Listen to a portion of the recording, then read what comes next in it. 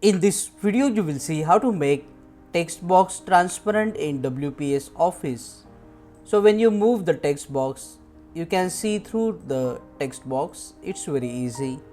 First you need to click here on the insert tab and then select the option text box. Select the type of text box you want, and after drawing the text box and typing the text inside the text box, to make this non-transparent text box to transparent, you will need to click on the text box, click here on the shape fill option, and instead of any color you need to select the option no color. So no color will make this text box transparent. After selecting this option, now as you can see, when I move this text box onto the text, we can see through the text box.